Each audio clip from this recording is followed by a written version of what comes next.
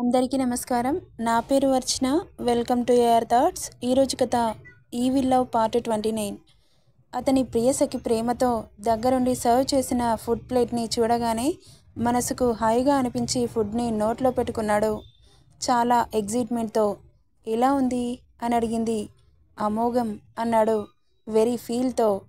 Thank you అంటూ అతని బుగ్గపై ముద్దు పెట్టింది. జ్వాల కరెంట్ షాక్ కొట్టినట్లు అలాగే చూస్తుండిపోయాడు. హలో ధ్రువన్ సార్, ఏంటి అలా అయిపోయారు? తినండి, చల్లారిపోతుంది. ఇక ఆమె మాటలకి తల విదిల్చుకొని తింటున్నాడు అద్వైత్. సరే కానీ నువ్వు తిన్నావా? నేను తింటే ఏంటి, తినకపోతే ఏంటి లేండి, నాకు మీరు తినడమే ముఖ్యం అనింది. నెక్స్ట్ సెకండ్లో పాప నోట్లో ఫుడ్ చేరిపోయింది.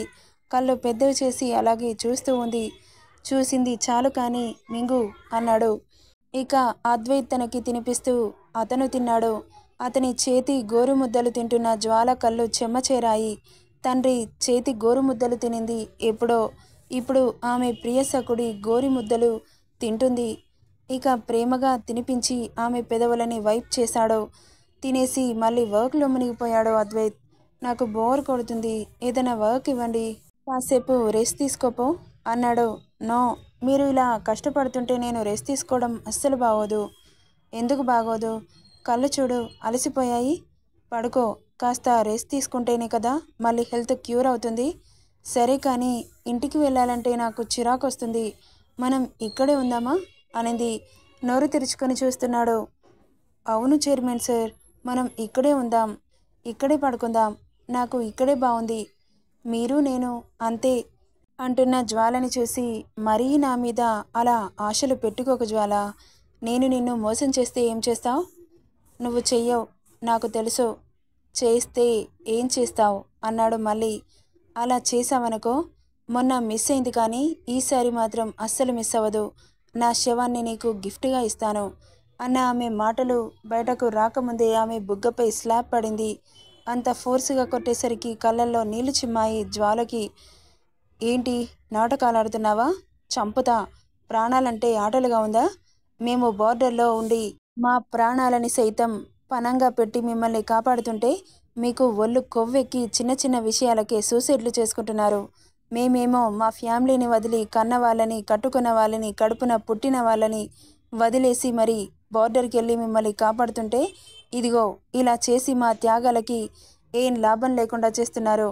ఒక్కరోజు ఆ బార్డర్లో ఉండండి, మీకే తెలుస్తుంది ప్రాణాల విలువ. ఇంకోసారి చస్తాను అని నీ నోట్లో నుండి వచ్చిందనుకో, నువ్వు కాదు నేను చంపేస్తా అని పీక మీద బిగిసిన చెయ్యి వెనక్కి తీసుకొని విసురుగా చైర్లో కూర్చున్నాడు. అయినా నీ తండ్రి కూడా ఓ మిలిటరీ ఆఫీసరే కదా, ఆ మాత్రం తెలీదా? చస్తాను అని మాట్లాడుతున్నావు. నా గురించి కాదు, నీ గురించి. నువ్వు కూడా చావడానికి నీకు హక్కు లేదు. ప్రాణాలు ఎవరి అబ్బసొత్తు కాదో గుర్తుపెట్టుకో. ఇంకోసారి సూసైడ్ గీసాడు అన్నావనుకో, నాలుక చీరేస్తా అని స్ట్రాంగ్ వార్నింగ్ ఇచ్చి మళ్ళీ ల్యాప్టాప్లో తలదూర్చాడు. అతను మాట్లాడిన మాటలకి కళ్ళల్లో నీళ్లు చేరి పటపటా రాలి కింద పడుతున్నాయి. ఏమాత్రం పట్టించుకోవట్లేదు. అంటే తన లవ్ సక్సెస్ అవ్వదా? అద్వైత్ తనని వదిలి వెళ్ళిపోతాడా? ఇలా ఆలోచనలు కమ్మేస్తున్నాయి. జీవితాంతం నేను ఒంటరిగానే మిగిలిపోవాలా? నేను ఈయనని తప్ప ఎవరిని పెళ్లి చేసుకోలేను. ఆయన చేసిన నేను వాళ్ళతో ఉండలేను. అసలేం జరుగుతుంది? ఏం చేస్తున్నాడు? ఇతని మాటలు బట్టి చూస్తే డెఫినెట్గా నన్ను వదిలేసి వెళ్ళిపోతాడనిపిస్తుంది. దేశాన్ని వదిలిపెట్టడు అనిపిస్తుంది అని అతన్ని చూస్తూ ఎప్పుడు నిద్రలోకి జారుకుందో తెలీదు. ఆ టేబుల్ మీద పడుకుండిపోయింది జ్వాల. ఇక అలసిపోయిన ఆమె కళ్ళల్లో కన్నీరు కనిపిస్తుంటే బాధగా అనిపించింది. సారీ జ్వాల, నీతో కఠినంగా మాట్లాడక తప్పలేదు అంటూ పడుకున్న జ్వాలని అమాంతం ఎత్తి తన పర్సనల్ రూమ్లోకి తీసుకెళ్లి బెడ్ మీద పడుకోబెట్టాడు. ఆమె నుదుటిపై ముద్దు పెట్టి, నీకోసం ఏం చేయడానికైనా రెడీగా ఉన్నాను, కానీ పెళ్ళి మాత్రం చేసుకోలేను. నువ్వే అర్థం చేసుకో బేబీ అంటూ పడుకున్న జ్వాలని అలాగే చూసి మళ్ళీ అతను వర్క్లో మునిగిపోయాడు. ఆమె పక్కనే కూర్చుంటూ అలా ఈవినింగ్ వరకు పడుకున్న జ్వాల మెలకు వచ్చి పక్కన అద్వైత్ని చూసింది. వర్క్ చేస్తూ కనిపించాడు. ప్రేమ ఉన్నా కానీ ఎందుకు ఇలా చేస్తున్నావు? నాకు నువ్వు కావాలి, నువ్వు మాత్రమే కావాలి. నాన్న చేసిన త్యాగం వల్ల నేను అన్నీ కోల్పోయాను. ఇప్పుడు నిన్ను కూడా కోల్పోలేను. నీకు అనంతమైన ప్రేమను చూపించి నీ ఆశయాన్ని మరిచిపోయేలా చేస్తాను. ఎలా వెళ్తావో నేను చూస్తాను అని గట్టిగా నిర్ణయించుకొని లేచి కూర్చుంది. లేచిన జ్వాలని చూసి గుడ్ మార్నింగ్ అన్నాడు. ఇప్పుడు గుడ్ మార్నింగ్ ఏంటి? నాకు గుర్తు లేదనుకున్నావా? ఇది ఈవినింగ్. అబ్బో, సైంటిస్ట్ భలే కనిపెట్టేసిందే అంటున్న అతన్ని ఓరగా చూసి అక్కడి నుండి మళ్ళీ కిచెన్లోకి వెళ్ళి ఇద్దరికి స్ట్రాంగ్ కాఫీ కలుపుకొని తీసుకొని వచ్చి అతని ముందు పెట్టింది. థ్యాంక్ యూ అనుకుంటూ చేతిలోకి తీసుకుని సిప్ చేస్తున్నాడు. నో మెన్షన్ అంటూ మూతి తిప్పుకుంది. అలా ఉండకు జ్వాల, మనం ఫ్రెండ్స్లా ఉండిపోదాం. ఏంటి ఫ్రెండ్సా? ఎవరు ఫ్రెండ్? ఎవరికి ఫ్రెండ్? నేను నిన్ను లవర్లా మాత్రమే చూడగలుగుతున్నాను, కానీ ఫ్రెండ్లా చూడలేకపోతున్నాను. ప్రేమించిన వాళ్ళని ఫ్రెండ్లాగా చూడడం నీ కలవాటేమో కానీ నాకు కాదు. ఫ్రెండ్కి లవర్కి చాలా తేడా ఉంది అని చెప్పి బయటకి వెళ్ళిపోయింది జ్వాల. నీకు ఎలా చెబితే అర్థమవుతుంది? ఛా అని ఆఫీస్లో వర్క్ ఫినిష్ చేసుకొని ఇంటికి బయలుదేరారు. వెళ్తున్నంతసేపు ఇద్దరి మధ్య మౌనం రాజ్యమేలింది. జ్వాల తల విండోలో దొరిచింది. జ్వాలని చూసి నవ్వుకుంటూ ఎఫ్ఎం ఆన్ చేశాడు అద్వైత్. ఆన్ చేయగానే కోపమా నా పైన, ఆపవా ఇకనైనా, అంతగా బుస కొడుతుంటే నేను తాళగలనా అన్న మ్యూజిక్ రాగానే చిరున చూసింది. అతన్ని నవ్వుకున్నాడు అద్వైత్. విసురుగా తల తిప్పేసింది. మన్నించు ప్రేమ, మురిపించుకోకమ్మా, మౌనాలు కరిగించేలా మాటాడుమా అని ఇంకో సాంగ్ వచ్చింది. అయినా కానీ కోపం తగ్గలేదు. వేడివేడిగా ఉందని కార్ ఆపగానే 2 ఐస్ క్రీమ్స్ జ్వాల చేతిలో పెట్టి వెళ్ళిపోయాడు ఒకతను.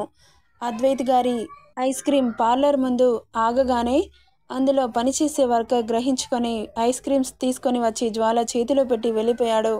అలా ఆగగానే వచ్చిన ఐస్ క్రీమ్స్ని చూస్తూ ఆశ్చర్యపోయింది. ఏంటి అలా చూస్తున్నావు?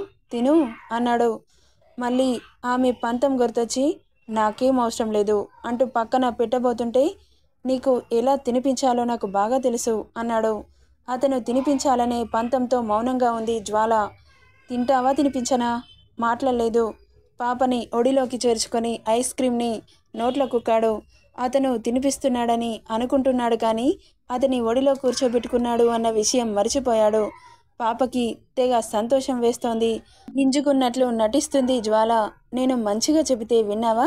ఇప్పుడు తిను అంటూ అతని గుండెలకి అదుముకొని మరి ఆమె నోట్లో ఐస్ క్రీమ్ పెడుతుంటే లోపల సోల్ హ్యాపీ ఫీల్ అవుతున్నా బయటకు మాత్రం సీరియస్నెస్ చూపిస్తుంది. ఇక 2 ఐస్ క్రీమ్స్ ఆమెకు తినిపించి ఇంకోసారి నాతో పెట్టుకుంటావా అన్నాడు. ఆమెను వదిలి తల తిప్పి అద్వైత్ కళ్ళల్లోకి అలాగే చూస్తూ అతని హెడ్ గట్టిగా పట్టుకొని ఇద్దరి పెదాలని ఏకం చేసింది జ్వాల. ఒక్కసారిగా గుడ్లు పెద్దవి చేసుకొని చూస్తూ ఉండిపోయాడు. ఆమె ఇప్పటి వరకు తిన్న ఐస్ క్రీమ్ మొత్తం అతనికి అందిస్తోంది. ఆమె ఇష్టంగా ఇస్తున్న ముద్దుకి మైమరిచిపోయి ఐస్ క్రీమ్ ఫ్లేవర్ విత్ ఆమె జ్యూసీ లిప్స్తో కలిసి ఆ ముద్దు అమృతంలా అనిపిస్తుంటే అమాంతం జుర్రుకుంటున్నాడు అద్వైత్. ఆ ఇద్దరి పెదవుల యుద్ధం ఏదో లోకంలోకి తీసుకెళ్తుంటే అతనికి తెలియకుండానే ఆమె బాడీ పార్ట్స్ని తడుముతున్నాయి అతడి చేతులు. ఇద్దరి ఒంట్లో రక్తం వేగంగా ప్రవహిస్తోంది. అతడి జుట్టు లోపలికి వేలు జొప్పించి అతనికి సహకరిస్తుంది జ్వాల. అలా 15 నిమిషాలకి వెనక కార్ హారన్ సౌండ్స్కి ఈ లోకంలోకి వచ్చారు. ట్రాఫిక్ అంతా జామ్ అయింది. కరెక్ట్గా తీసుకొచ్చి ట్రాఫిక్ ప్లేస్లో ఆపాడు మన అద్వైత్ సార్.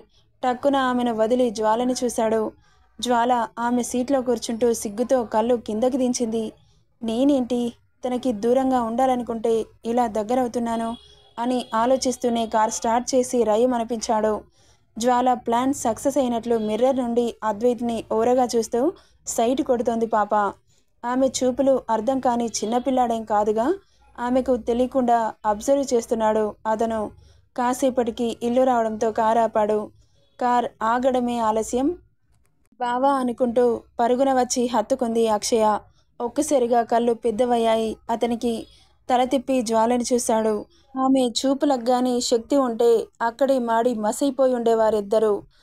అంత షార్పుగా చూస్తోంది ఇద్దరిని. పులి కాస్త పిల్లిలాగా మారి భయపడి ఆమెను దూరం నెట్టేశాడు. కింద పడింది అక్షయ. ఏడుపు మొహం పెట్టి ఏంటి బావా అలా నెట్టేశావు అనింది.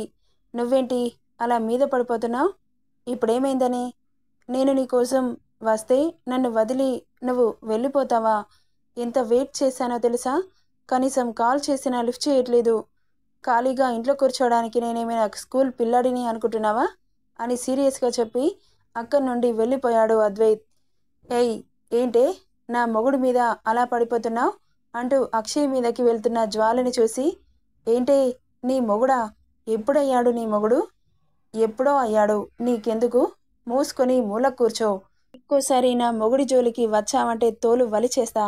ఆహా, నువ్వు వలిస్తే చూస్తూ ఊరుకుంటాను మరి. ఏం చేస్తావే? ఏం చేస్తావు అని కొట్టడానికి వెళ్తున్న జ్వాలను చూసి శారద, ఏమైందమ్మా? మళ్ళీ ఏంటి గొడవ? చూసారా అత్తయ్య, ఈ రాక్షసి నా మొగుడి మీద పడింది అనింది జ్వాల. అత్తయ్య అనగానే జ్వాలని అలాగే చూస్తూ ఉండిపోయింది శారద. ఆ పిలుపు ఎంత బాగుంది అనిపించింది ఆమెకి. అత్త, బావ దీన్ని ఎప్పుడు పెళ్లి చేసుకున్నాడు?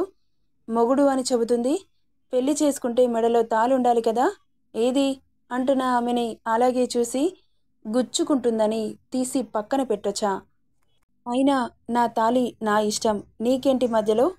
నీకెందుకు నేను సంజాయిషి ఇవ్వాలి?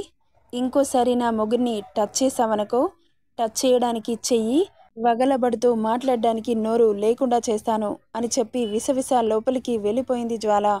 అసలే నా దారిలోకి ఎలా తెచ్చుకోవాలి అని నేను కింద మీద పడి ఆలోచిస్తుంటే మధ్యలో ఇదొకటి నాకు సవితిలాగా అని గొనుక్కుంటూ తన రూమ్కి వెళ్ళిపోయింది. నెక్స్ట్ ఏం జరుగుతుందో నెక్స్ట్ పార్ట్లో చూద్దాం. ఈ స్టోరీ ఎలా ఉందో కామెంట్ చేయండి friends. Thank you for listening.